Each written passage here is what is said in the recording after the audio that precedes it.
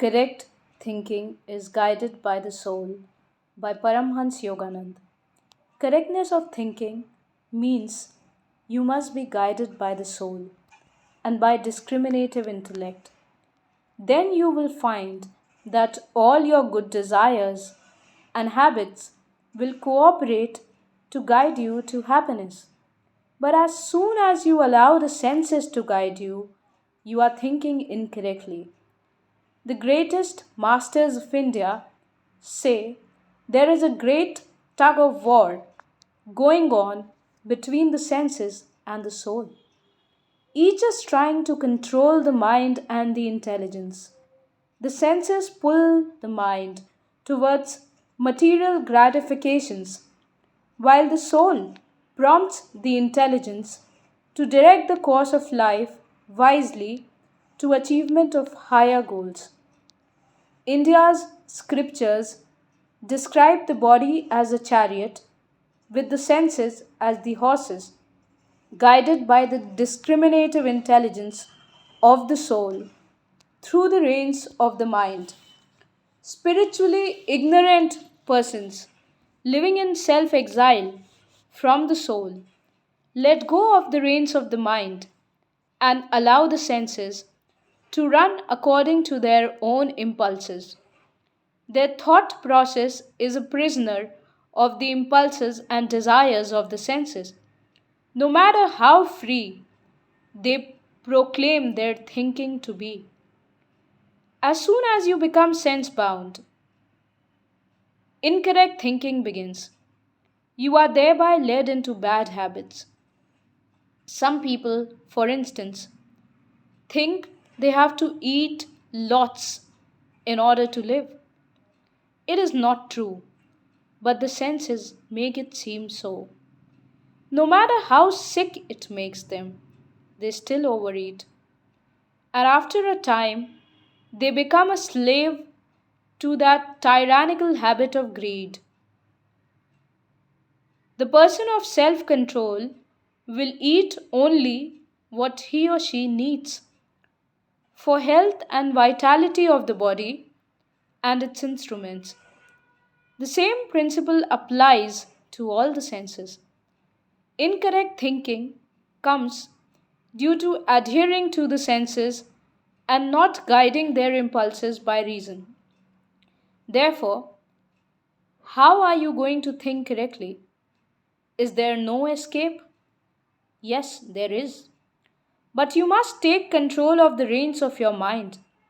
In order to think correctly, you must harness your thoughts with willpower to the discriminative wisdom of the soul. You must not be addicted to any sense. Anything that you do against your will, cut it out. Just cut it out. Refuse to give in. In my early years in America, I used to like to drink the Canada Dry Ginger Ale. It reminded me of the lemonade we had as children in India.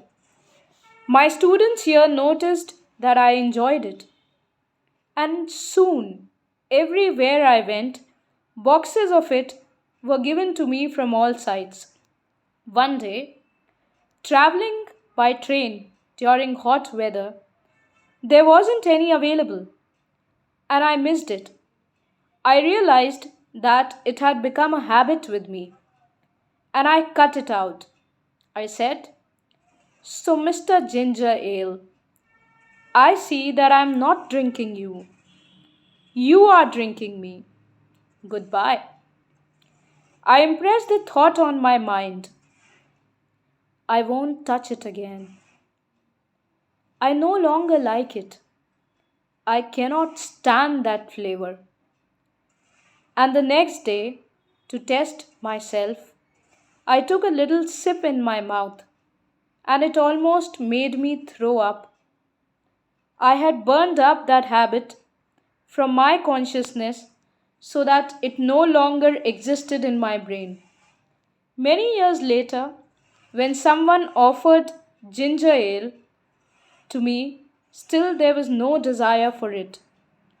Very few people know how the different foods really taste because they give their own taste to them through habits of liking and disliking cultivated in their thoughts.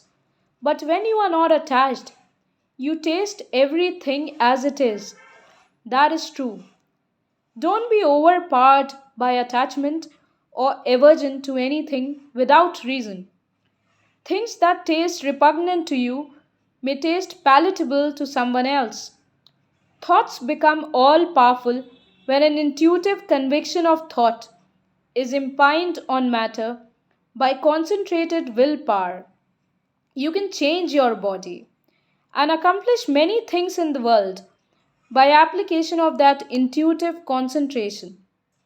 The science of affirmation that I have taught you makes use of this principle that gives you correctness of thinking provided you have no particular sense governing you. As soon as you are slavishly tied to any one of the senses, all your process of thought revolve around gratifying that sense. So remember, you can only gain that power of correct thinking provided you don't become addicted to any sense and provided you meditate. The sense addict has incorrect thinking and is always putting sense pleasures first. But wisdom consists in giving first importance to God. Don't let your habits run away with you. Don't let the world run you. You must run the world. I could find so many excuses to forget God. There have been so many duties since I came to America. If I had not had my master's training, I would have absolutely lost myself. Let God be first. No matter how late it is, meditate. Last night I didn't sleep until 4 a.m. My mind said, "You must go to bed." But I sat and meditated, and in a little while the whole room was alive with God's light. That is what I want you to achieve. While you have your body, make the effort for that divine contact. Everything material that you acquire through this body will pass away. Do not wait to realize this until death removes you from this world. Money you cannot take, health you cannot take. What can you take? The things of the soul. Developing the power of intuition. Most people have desires, but not the ability to reason or to think clearly about them. So they end up doing the wrong things in order to achieve those desires. They are made so restless by their desires that they lose their self possession and misuse their reason in an attempt to achieve those goals. And their actions seem completely reasonable to themselves. Reason must be rightly developed so it won't be misused. The important thing is to refine the power of reason until it becomes intuitive. Whenever you need correct thinking about a situation, calm yourself first. By meditation, go deep into the calm region of the soul. And as soon as you are aligned with the soul, inner vision and illumined understanding will come, and you will be able to think correctly and find the right course in everything you do. Soul intuition is the light that can never make mistakes. Don't let the mind run constantly after your problem.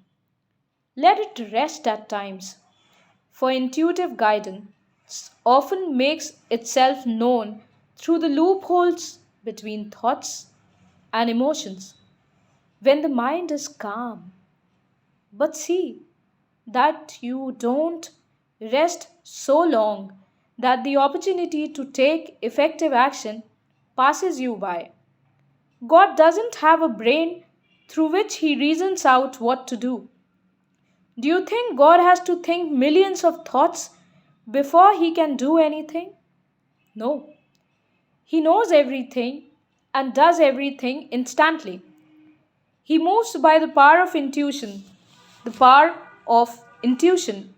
And He has given us the power to live that way also. To remain on that plane of intuition is the supreme way of developing correct thinking. Omniscience.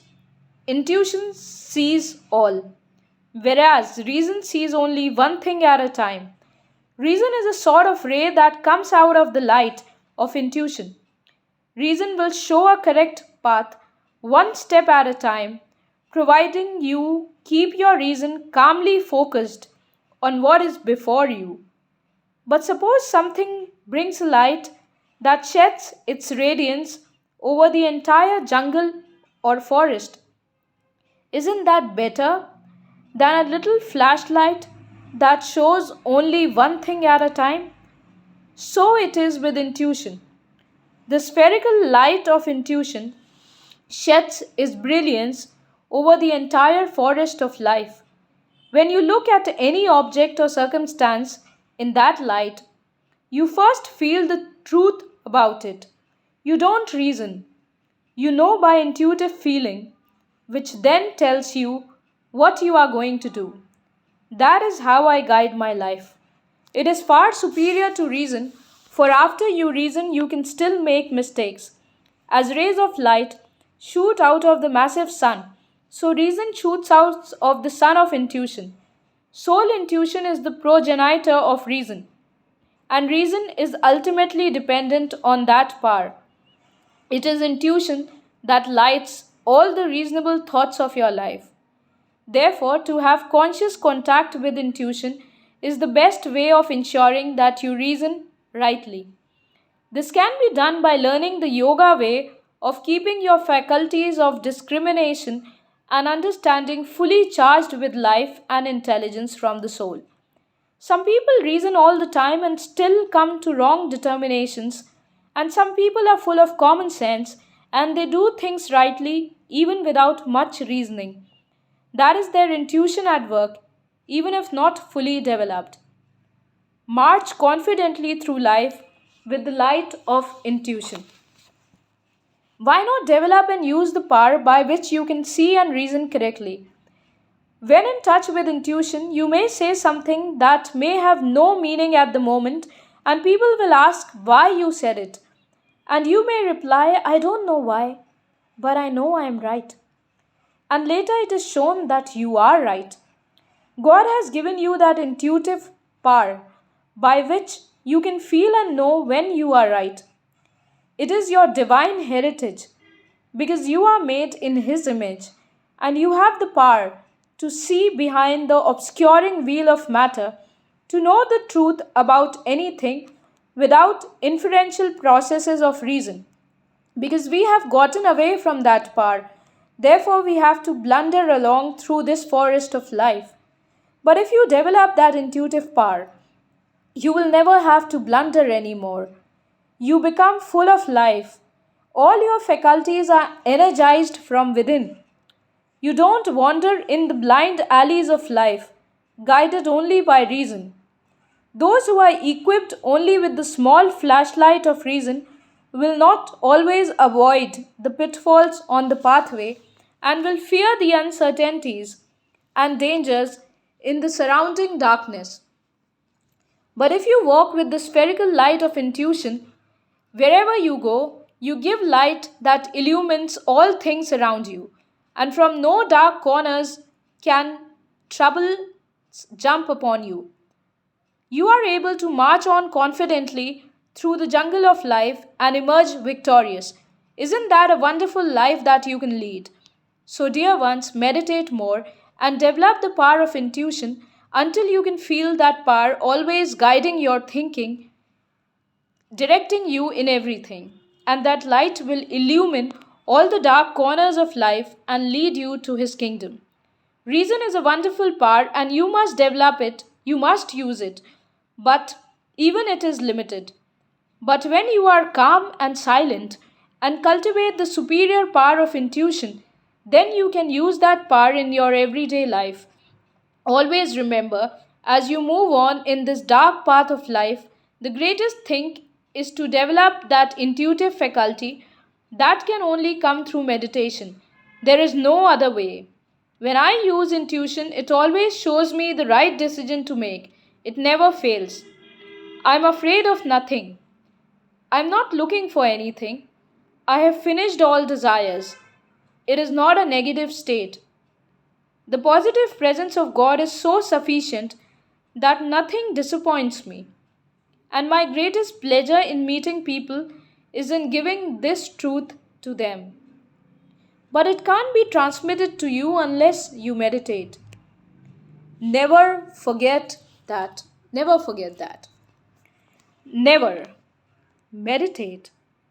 Where there is a will, there is a way. When you make up your mind and will to do a thing, you can do it. That is correct thinking. Pray with me. Heavenly Father, Thou art first in my consciousness. Bless me that I learn to so concentrate that I can find Thee and commune with Thee in everything. Heavenly Father, I resign myself to Thy presence. Work through my soul, through my body, through my mind, through my reason and intuition. For when you are with me, I shall think everything correctly. Om Shanti. Amen.